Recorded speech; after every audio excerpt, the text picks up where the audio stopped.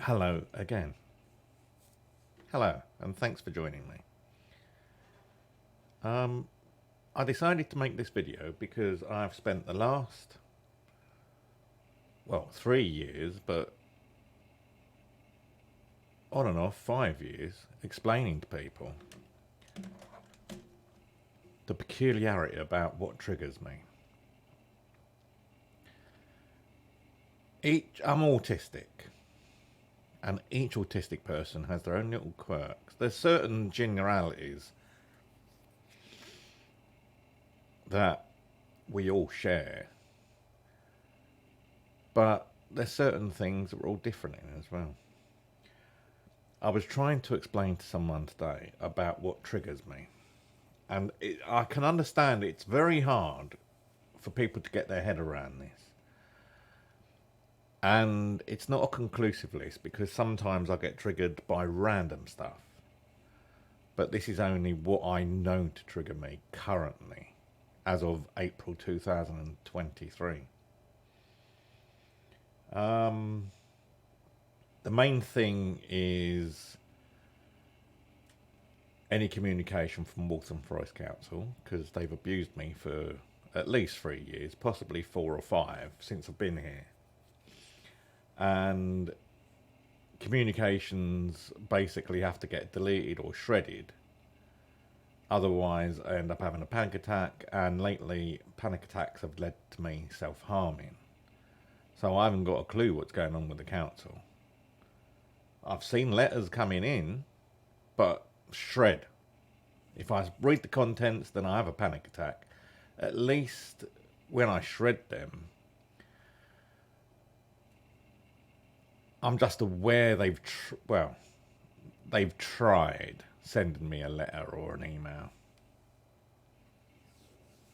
I believe I've got the email set up to automatically delete.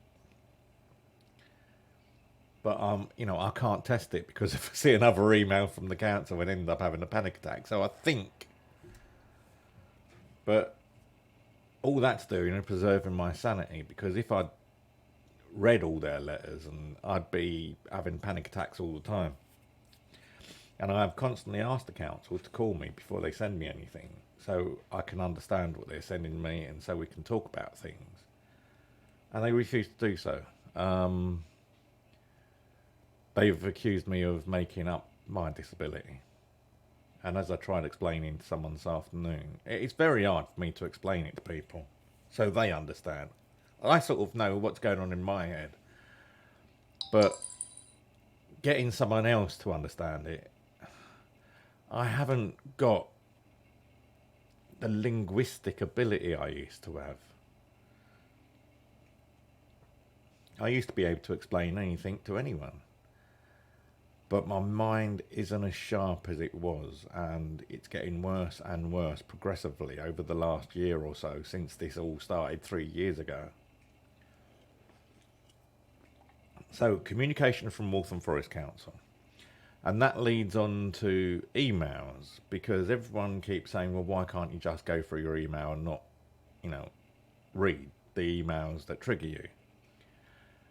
And it's not the contents of the email that trigger me, it's the fact that there's another. For example, the main one is Waltham Forest Council. If I accidentally come across a Waltham Forest Council email, that will trigger a panic attack, and I'm liable to do mad things when I have a panic attack, like self-harming. Just seeing Waltham Forest Council or housing or something like that in the email, or about your tenancy, or whatever they put in, it's been so abusive and threatening over the last 3.5 years that it just triggers me. So they've stopped me being able to go through my emails.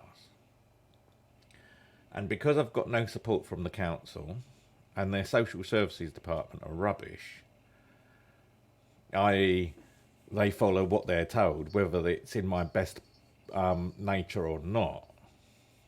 And I do believe social services are supposed to look out for my personal interest and not the council's personal interest, but social services don't seem to want to do that. What else triggers me? Surprise callers at my door.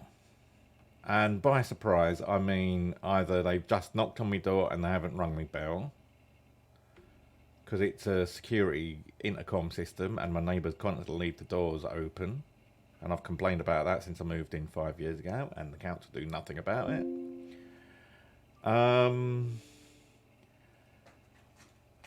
So any surprise callers directly at my front door, any surprise callers that I'm, surprise as in I'm not expecting them. If I'm expecting delivery, that's not a surprise caller. But if I suddenly get the police turning up, ringing my intercom, then that's a surprise caller, and that triggers me. Even like repair people, they need to book in advance. I mean, they should book in advance anyway. That's what we're entitled to. But if I get repair people suddenly turning up, I can't let them in, and it gives me a panic attack. And I end up calling 111 or 101 or someone. Oh, letters that I'm not expecting. I mean, I don't read my emails unless there are certain things that, like, I've arranged for people to email me, and I do look for those emails because I know what email I'm looking for. But if I'm not looking for an email, I will miss things. Any communications that are out of the ordinary, letters or phone calls, even phone calls, if it's not in my address book and it's not a known number, then it's liable to give me a panic attack. And what do the police generally use if they're not calling on a private number? A totally random bloody number. Well, that's liable to give me a panic attack. And I've had this ongoing issue with the police for 3 years now, because they openly discriminate against disabled people by not using a standard number, by not calling from a non-private number, and by not calling from a number you can't return a call on. I mean, the police are another issue, but it's taken 3 years because I'm not very well. Otherwise, I've been on their case a lot longer, a lot faster than this. But they do generally discriminate, and they've been sitting on their hands for 3 years. It's only like 2 months ago they've started looking into my complaint of discrimination. 3 years it's taken. What else triggers me? Sudden noises that I'm not expecting. Especially sort of like late at night. During the day it's not so bad, but if there's a sudden noise, it doesn't just startle me, it can trigger a panic attack.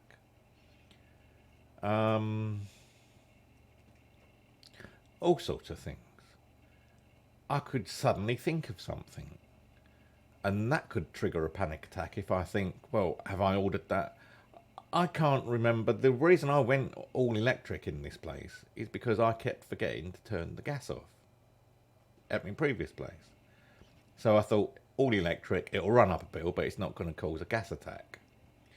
So I went all electric here, and even that was a hassle, getting the electric taken off.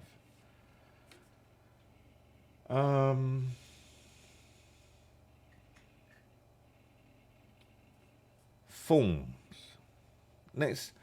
Forms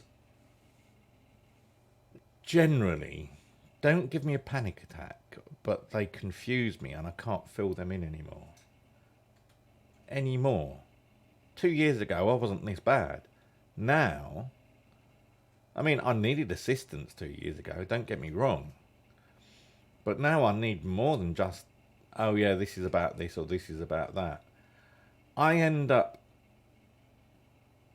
putting the wrong details in the wrong fields, for instance. It took me 4 attempts to try and get my driving licence changed. And I only eventually managed, for the change of address from 5 years ago, I only eventually managed when DVLA, I think they sent an email or a text or something about driving licences, and I clicked on it, and it took me into a web page. They never had a web page to do this before, and it was a nice, simple web page. People could learn from this. And I could manage, I put my old driving number in, my old address, my new address, clicked it, bang. 3 days later, I had a new driving licence. So when forms are simple and they make sense, I can follow them online or in paper. But for example, my council's complaints system doesn't make sense to me, can't use their form. Because if you put in a complaint in, and as a heads up, I put complaints in to improve the service. I don't put complaints in for fun because it affects my health seriously, putting complaints in.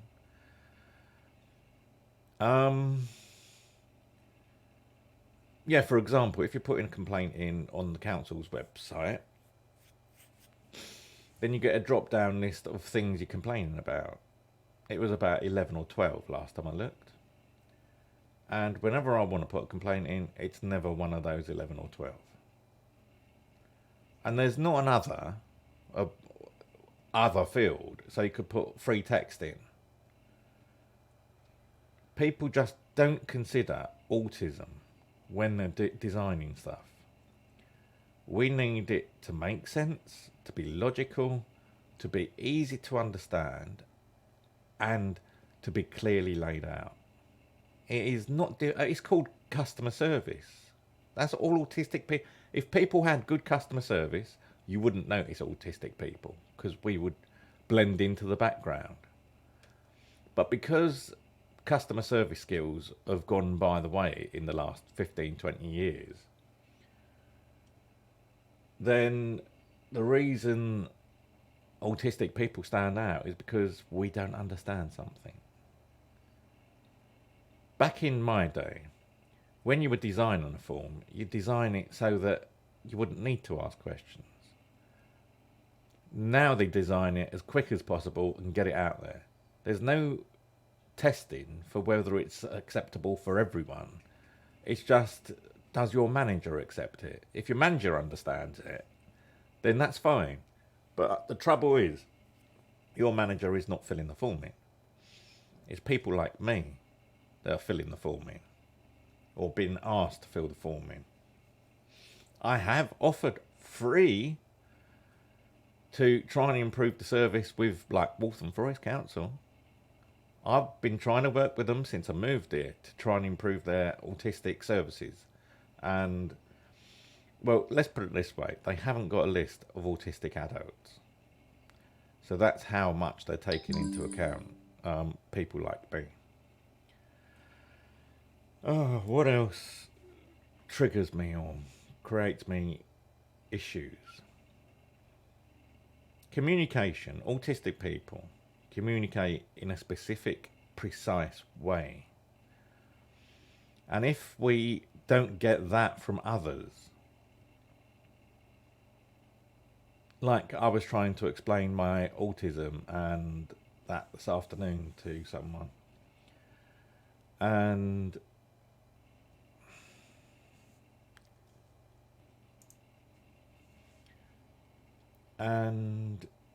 it's, how do you put this?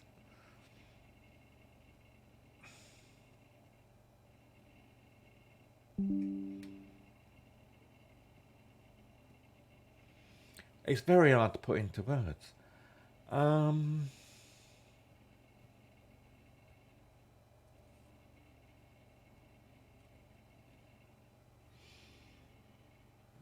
My autism,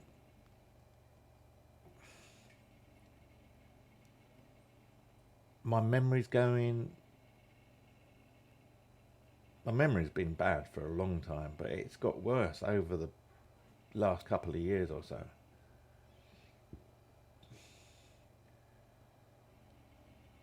We take everything literally.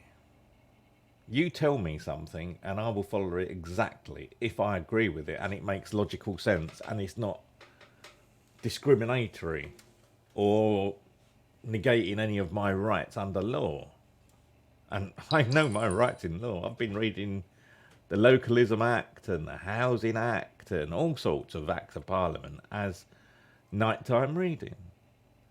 Which is why I know that other people are not doing their jobs properly. The Housing keeps telling me lies according to the Localism Act. And this is part of the reason why I need people to talk with me so I can explain myself. Because when I put stuff down in writing, this is why I'm doing this video. When I put stuff down in writing, I understand what I've put in writing. But apparently other people don't understand what I put down. So it's easier if I talk to people and explain myself and maybe follow that up with a brief email. I mean, I've been housebound for 3 years now due to my anxiety. And I'm still getting abuse from the council and abuse from my neighbours, and no one's doing anything. I've been attacked by one of my neighbours twice in the last week now, and I've got an appointment for Saturday with the police. Which is nice, because I do ask for appointments with the police because I don't want them just turning up. Because as you know, that triggers a panic attack. Do you want to come over, Casby? Come on. There we go.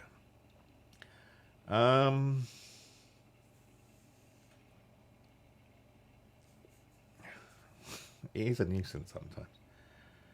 So I am doing my best to work with people, but when you've been explaining how the autism affects you for 5 years now, I mean, for 11, I got diagnosed in 2011, so for 12 years, really. But with the council and such, where it's got worse because of my anxiety and depression, for 5 years. And you're basically asking someone that's not very well to explain to you something that really you should know. Because when people say, how does your autism affect you? They actually mean, how is it going to affect me? I.e., well, you're asking for reasonable adjustments. Why should I make reasonable adjustments when I can understand anything you say on the phone? It's because you're on the phone that you can say you don't understand and I can say I don't understand. If it's backwards and forwards on email, then it just gets aggravating. And this is what my council, Waltham Forest Council, don't understand. I'd rather get something done quickly when it's nice and short, like my main issues with the council are, but it's taken 3 years to get a 10-minute phone call. Even my MP, Ian Duncan Smith, doesn't understand. Or if he does, he's belligerent about it because he hasn't spoken to me ever. And I've been asking for an online meeting with him for 3 years, and he's refused it for 3 years. And if he turns around and says, we've sent him an email, well, yes, you may well have sent me an email or a letter, but if you don't call me first, it gets shredded. Because he's another one that triggers a panic attack. So I shred all his communications and delete them all as well. Because I need to talk to people. I don't know how many times I'm going to repeat myself on this. As far as I know, that's the main thing. If there's something I've left off, I'll amend this video. But I think that's it. So thank you for watching. I won't do the like and subscribe. You can if you want. I've got so many 100 videos, 250 videos on YouTube now. A lot of them are diary related. A lot of them are on my website at the moment, billygibbons.me. And a lot of them are translated into about 28 different languages. So there's no excuse for people not understanding. Admittedly, the translation isn't 100% because it's using Google Translate from YouTube, but it should be more or less there. I am trying to improve the translation as I go forward, and this is my first video going up online in, I think, about a year now. And I used to do these 2 or 3 times a week. That's how bad my health's got. And this is only because I'm fed up of explaining my issues with everyone. So one little video and that should do it. Thank you for watching, and I will speak to you again soon.